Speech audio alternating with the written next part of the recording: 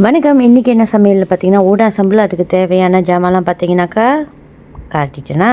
Okay. So இதையும் வெட்டி வச்சுக்கிட்டு, மிளகாவும் சாந்தையும் அரைச்சி வச்சுக்கிட்டு எல்லாம் ரெடியாக இருக்கணும். ஆனால் ஊடானும் வாங்கிட்டேன், ஆனால் இன்னும் ஆயில் அது செம்பிள் வேகிறப்ப நான் ஊட ஆரம்பிப்பேன்.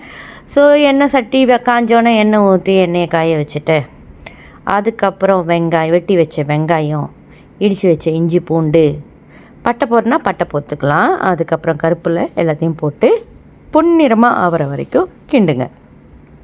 நல்லா வதங்க விடுங்க. அடி பிடிக்காமல் பார்த்துக்குங்க. அது நல்லா வதங்கி வரணும். எப்பயும் நல்லா கிண்டிகிட்டே இருங்க.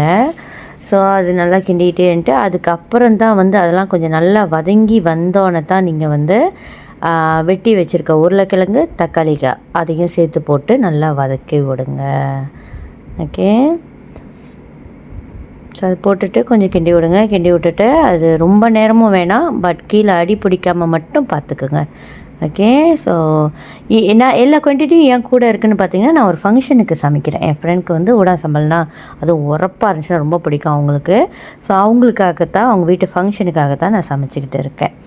ஓகேவா. ஸோ இது நல்லா வதங்கட்டும். வதங்குற டைமில் போயிட்டு அரைச்சி வச்ச மிளகா சாந்து, ஓகே, அரைச்சி வச்ச மிளகா சாந்து நான் ஒரு 6-7 கரண்டி பெரிய கரண்டி போடுறேன். சின்ன கரண்டினாக்கா ஒரு 10 கரண்டிக்கு மேலே போடுவேன். உரப்பாக வேணும்னா.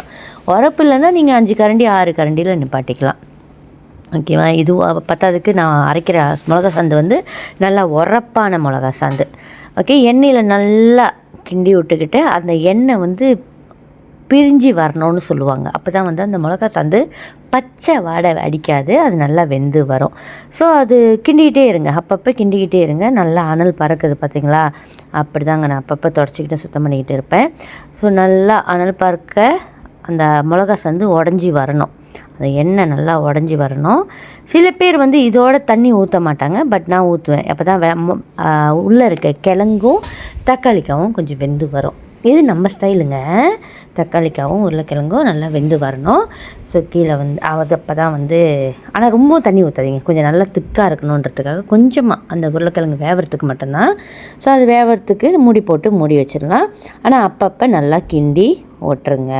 ஸோ சேம் டைமிங் சைட்டில் பார்த்தீங்கன்னாக்கா நான் ஊடாலாம் ப்ரிப்பேர் பண்ணி வச்சுட்டேன், சுத்தம் பண்ணி வச்சுட்டேன், மெரினேட்டும் பண்ணி வச்சுட்டேன். அதாவது மிளகாத்தூள், கோச மிளகாத்தூள், மஞ்சத்தூள், உப்பு போட்டு மெரினேட் பண்ணி வச்சுட்டேன். ஸோ அதை அங்கிட்ட எண்ணெய் ஊற்றி ரெடி பண்ணிகிட்ருக்கேன். ஏன்னா பொரிக்கிறதுக்கு நான் சம்பளுக்கு லைட்டாக கொஞ்சமாவது பொரித்து தான் ஊடாம் போடுவேன். பொரிக்காமலும் சில பேர் போடுவாங்க. பொரிக்காமல் போட்டால் எனக்கு என்னென்னா அந்த தண்ணி ஊடான ஈரம் அந்த சம்பளில் இன்னும் தம்பாவாயிரும், அப்புறம் அது திக்காக இருக்காது. ஸோ அதனால் நான் பொரித்து தான் ஊடா சம்பளில் போடுவேன். ஆனால் ரொம்ப பொரிக்க மாட்டேன். லைட்டாக ஜஸ்ட் ஒரு ஹாஃப் குக் சொல்லுவாங்களே, அந்த மாதிரி பொரிச்சிட்டு நான் ஊடா சம்பளில் போடுவேன். ஸோ இந்த சைட்டு ஊடா சம்பல் ரெடி ஆகிட்டு இருக்கு, இங்கிட்ட ஊடாம் பொரிச்சிக்கிட்டு இருக்கேன். ஓகே.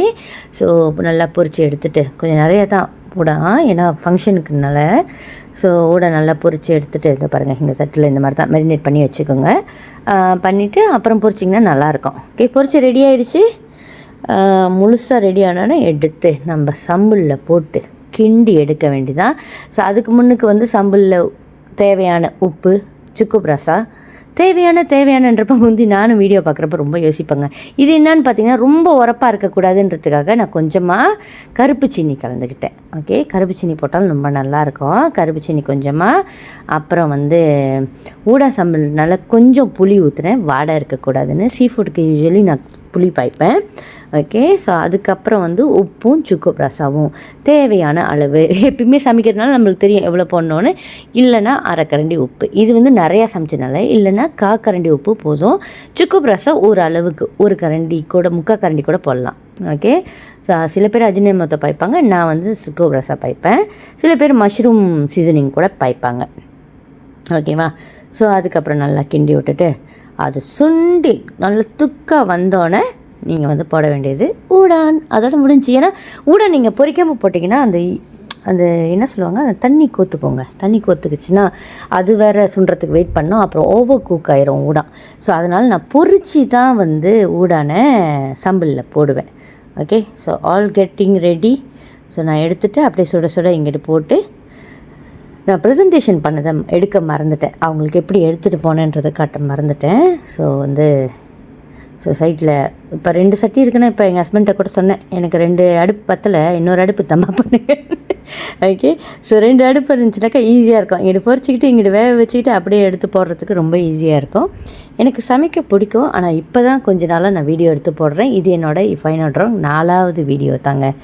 பார்க்குற எல்லாத்துக்கும் ரொம்ப நன்றி. தயவுசெய்து ஃபாலோ பண்ணுங்கள், சப்ஸ்கிரைப் பண்ண மறந்துடாதீங்க. இது எனக்கு தெரிஞ்ச விதத்தில் வீட்டில் எப்படி சமைப்போமோ அந்த விதம் தான், ப்ரொஃபஷ்னல் விதம்லாம் இல்லை. ஸோ எனக்கு தெரிஞ்ச விதத்தில் நான் சமைச்சு வீடியோ போடுறேன். இன்னும் கொஞ்சம் மிச்சம் இருக்குது, அதை பொரிச்சிக்கிட்டு இருக்கேன்.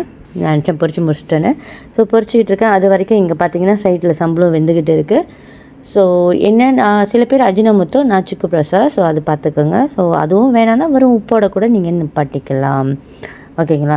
ஸோ பொரித்து முடித்து எடுத்தோன்னே நீங்கள் பாருங்கள், சுண்டிச்சா நல்லா சுண்டி வந்துருச்சு. சுண்டி வந்த பிறகு இன்னும் கொஞ்சம் நல்லா சுண்டி மெதுவாக வச்சுங்க அடுப்பை, இல்லைன்னா அடி பிடிச்சிரும். ஓகே, ஸோ கொஞ்ச நேரம் அது வெந்தால் கூட போதும்.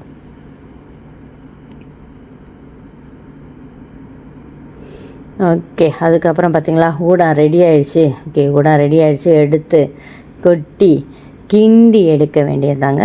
ஊடம் சம்பல் ready.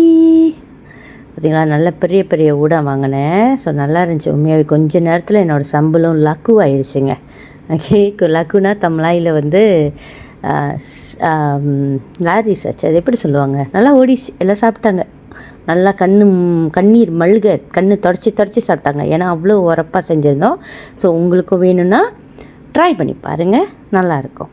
Simple and easy way தாங்க, நம்மளெல்லாம் ரொம்ப சிம்பிள் அண்ட் ஈஸி வே தான். ஓகே, நல்லா திக்காயிடுச்சுனாக்கா ஊடம் ரெடி ஃபார் ப்ரெசன்டேஷன்.